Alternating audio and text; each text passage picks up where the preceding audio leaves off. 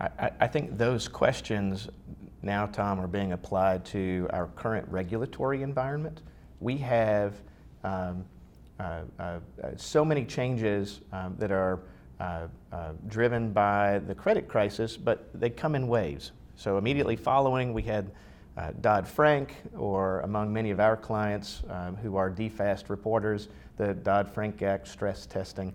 But on an upcoming basis, we have the current expected credit loss, which, though they're often lumped in the same category, the source really matters here. So rather than being based on a regulation that may or may not be softened in our current administration, the current expected credit loss is here to stay, I believe.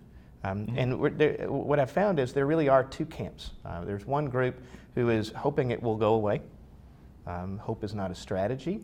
And deep down inside, I really think they know better in the recesses of their private lives.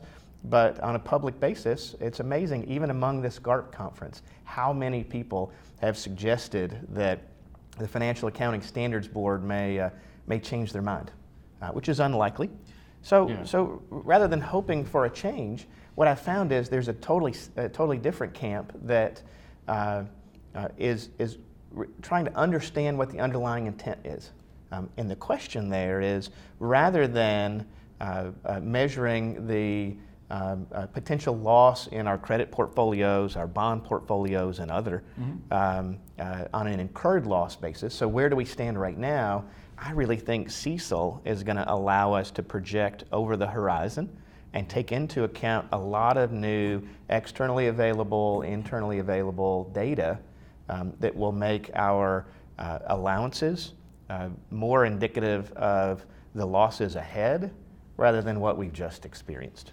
This lagging loss indicator has been painful at every point of the cycle. Our ALLL has either been overinflated and covering over earnings, or it's been underserved because we just came out of an expansionary period, and we're set up for a failure in a major recession or our most recent credit crisis. Yeah, I think CECL as well is going to give a unique opportunity for a lot of clients, our customers, the market in general, to really move up that strategic planning and mitigation curve and to really do something forward-looking.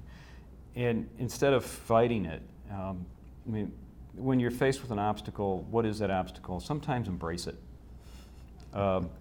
Give it a big hug.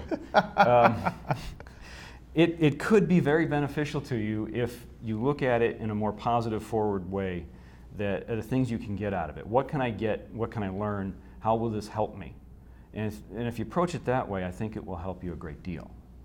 And that strategic planning, when rates were more volatile, and they will be again, when and where and how, we don't know exactly, but they will be. We've got hundreds of years of evidence of rates changing continually. But the question we used to ask and tried to get institutions to understand is, when you're forecasting forward, for different interest rate environments, what happens to your credit? Do you expect it to change? And now they say, well, yeah, we do. Why didn't you before?